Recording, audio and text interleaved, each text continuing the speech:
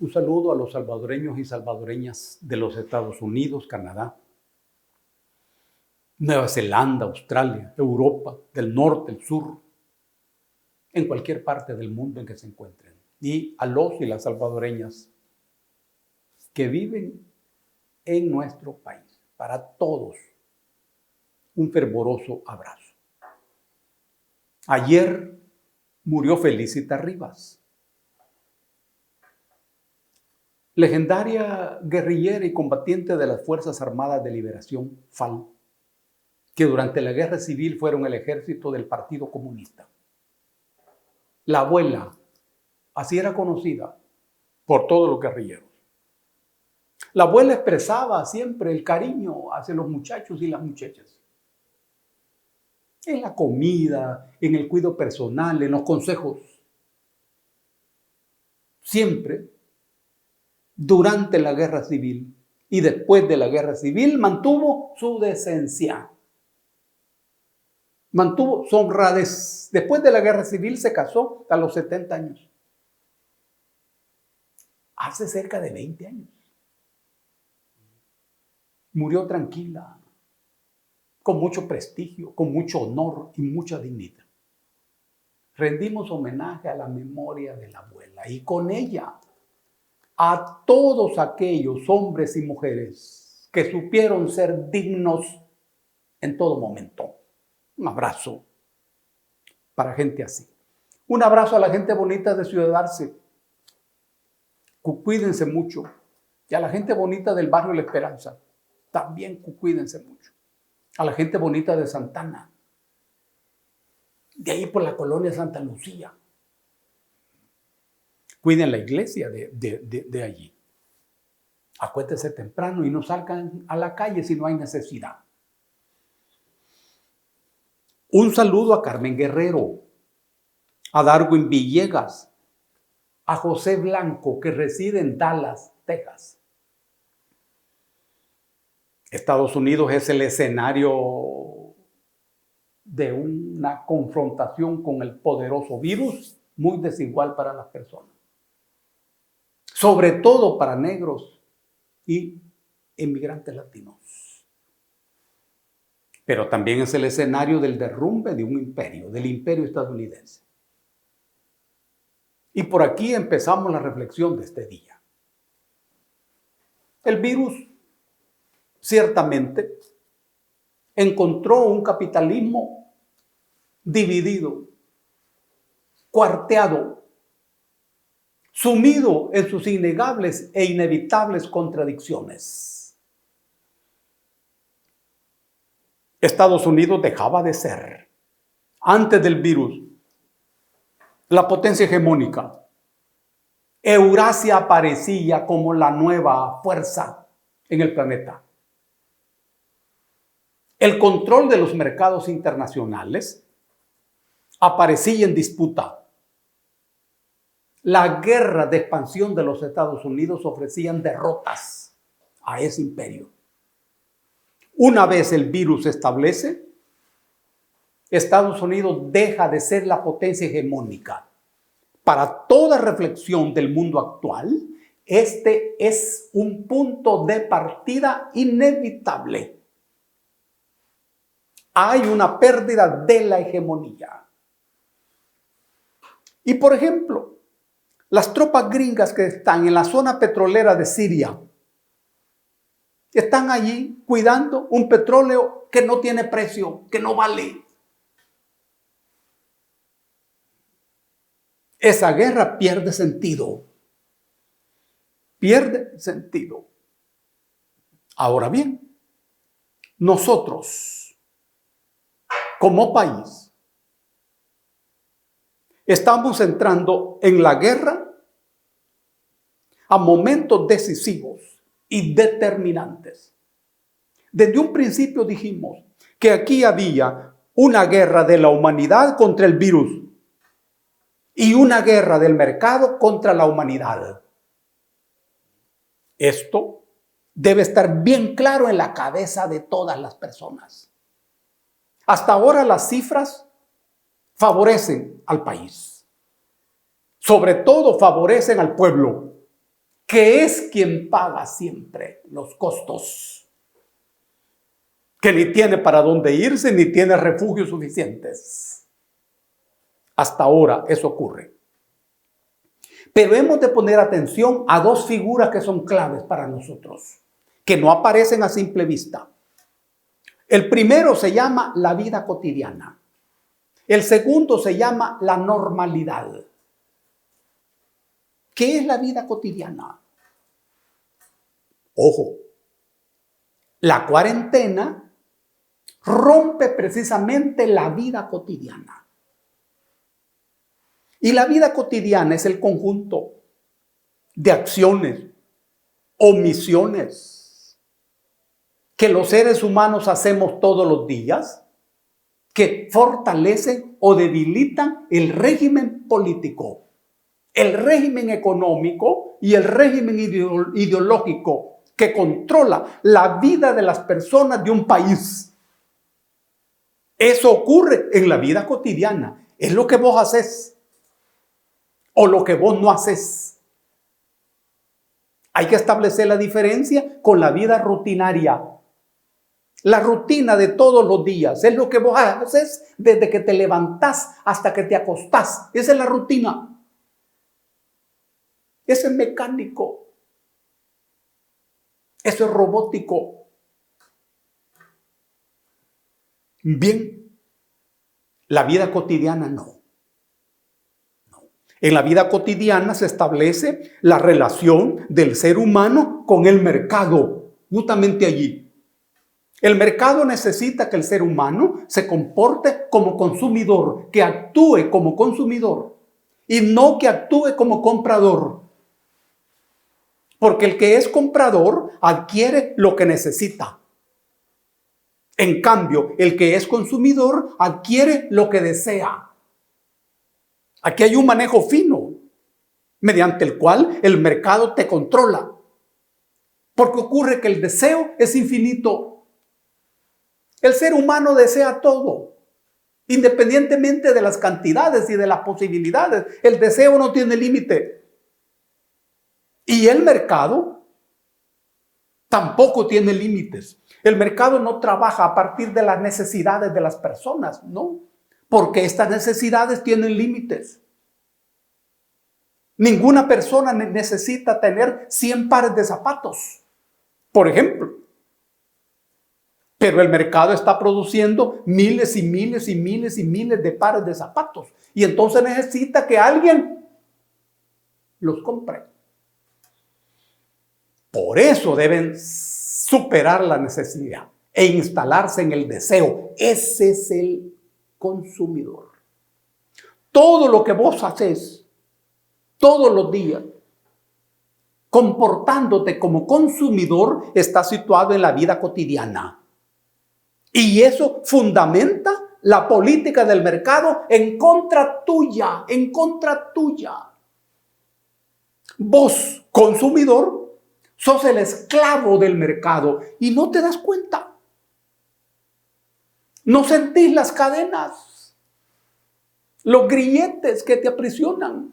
Es lo mismo que le pasó a Moctezuma, el emperador de Tenochtitlan, cuando Hernán Cortés ordenó ponerle grilletes y llevarlo a su palacio. Los españoles incluso a Moctezuma le pedían permiso y le informaban lo que iban a hacer, dándole trato de emperador, cuando en realidad era prisionero. Lo mismo ocurre con el consumidor. El consumidor no siente los grilletes que lo aprisionan, ni siente que es esclavo del mercado, que es el amo. Muy bien. Todo esto ocurre en la vida cotidiana. Esa vida cotidiana es lo que se ha roto. Y entonces el mercado pierde el control. Pierde el control. Esa es la derrota del mercado. A nivel planetario y también a nivel local. El capitalista que va a sobrevivir es aquel que se adecúa a esta crisis. Yo sé que hay ya varios capitalistas y varios empresarios que están trabajando para adecuarse. Están fabricando mascarillas, fabricando trajes que se necesitan para enfrentar la pandemia. Ese es el capitalista que va a sobrevivir. Hay otros capitalistas que están haciendo lo mismo que han hecho siempre: pedirle al Estado dinero, pedirle que no les cobren impuestos. Esos no van a sobrevivir. Por cierto, es falta de inteligencia y también de ética. Esa es la vida cotidiana. Ahora bien, establecido esto, pasemos a lo siguiente: la normalidad. Ya aparece en una serie de discursos la figura de que hay que recobrar la vida normal, hay que recobrar la normalidad. En todo el planeta aparece el mismo discurso: regreso a la normalidad. Esta es una figura que tiene inmenso valor ideológico y valor político. Hagámonos una pregunta: ¿y qué es la normalidad? ¿Cuándo hay normalidad en una sociedad? Ocurre que la vida de los seres humanos está regulada por una serie de normas que son prescripciones. Algunas son normas morales, otras son normas religiosas, otras son normas jurídicas. Las normas jurídicas se caracterizan porque si las violas, te matan, te mata el Estado. Las otras no. Pero ¿qué ocurre? Al ser humano le parece que eso es natural. Y entonces se adapta naturalmente a lo que a su juicio es natural. Y nada de eso es natural. Todo es social. Natural es el florecimiento de un palo de mango. Natural es la rosa que cultivas en tu jardín. Esto no es natural. Esa normalidad ha sido quebrada por el virus, pero además ha sido quebrada por el quiebre del mercado capitalista, que es quien en todo el planeta establece la normalidad. Es normal que la gran empresa gane todo y que sus esclavos o los consumidores adquieran justamente lo que no necesitan. Eso es normal. Es normal en la sociedad que no existe el Estado, que se haga cargo de la salud, de la educación, de la vivienda, del trabajo, del salario. Eso es normal. Es normal que hayan millones de pobres y que haya un grupito de ricos que lo tienen todo. Eso es normal. Esa es la normalidad. Eso a los ojos normales parece natural. Es así. ¿Por qué es así? No es natural. Muy bien. Esa normalidad, entre comillas, es la que se ha quebrado. Ahora bien, ¿y se trata acaso de regresar a esa normalidad? Esta es la pelea. Justamente la pelea. A nivel planetario. Y esa es también la pelea en nuestro país. Dentro de la normalidad, por ejemplo, de nuestro país,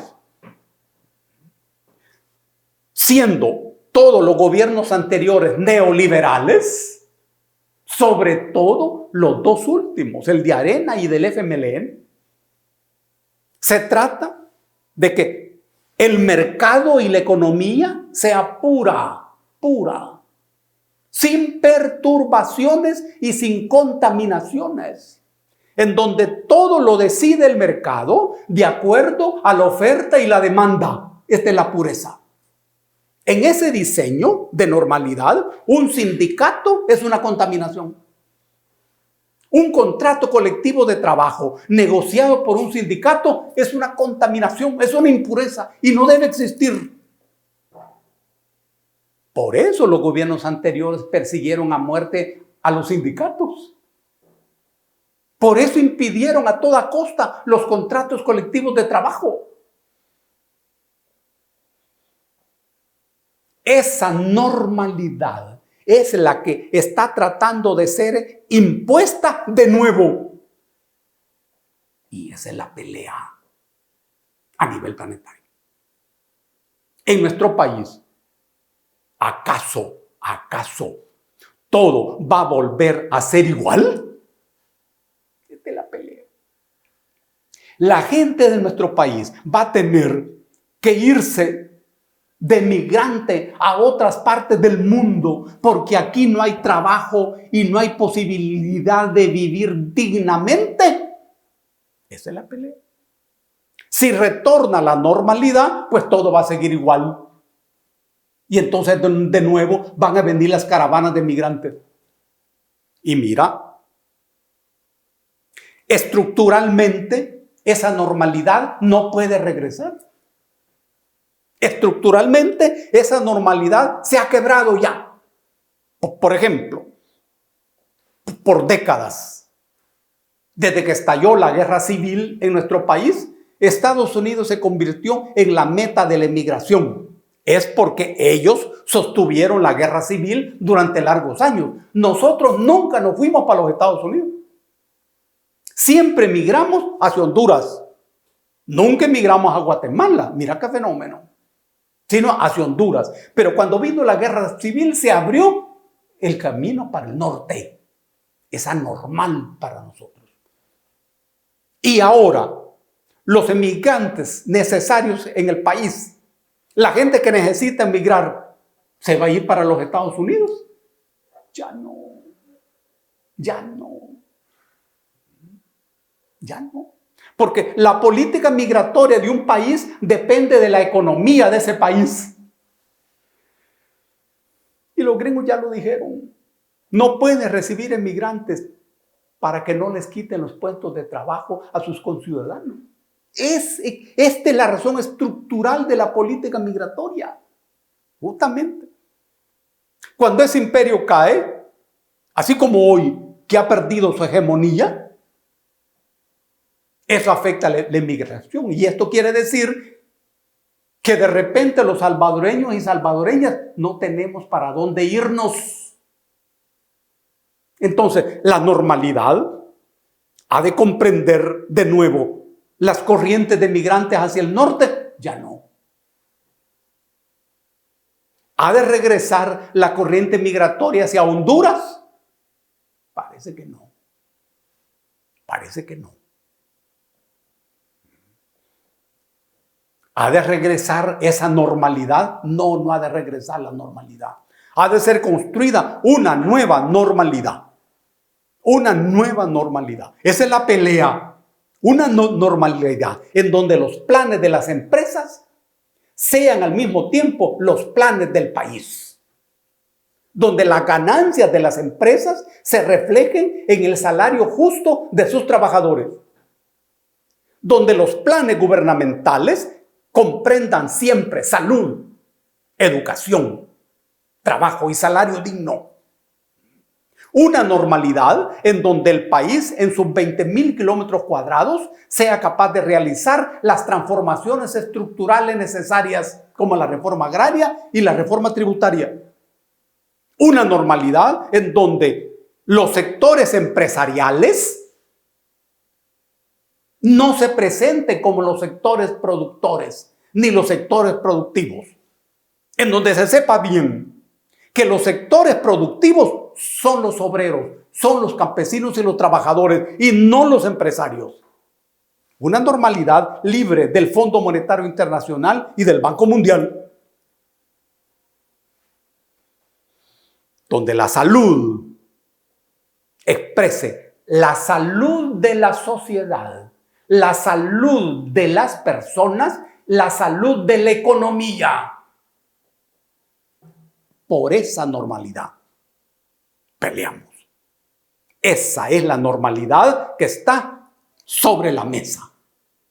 Todo salvadoreño y salvadoreña debe saber pelear por eso. Un abrazo a todos y a todas. Y antes de terminar el espacio, miren este libro, Chimamanda Ngozi Adichie. El libro se llama Medio Sol Amarillo.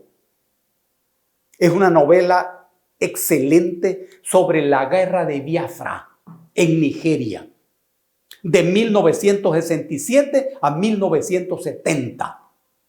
Aquí está, explicada por Adichie, que es una intelectual nigeriana de mucho peso, toda la tragedia humana que hubo en esa guerra. Biafra es el Golfo de Biafra y Nigeria fue un invento de los ingleses.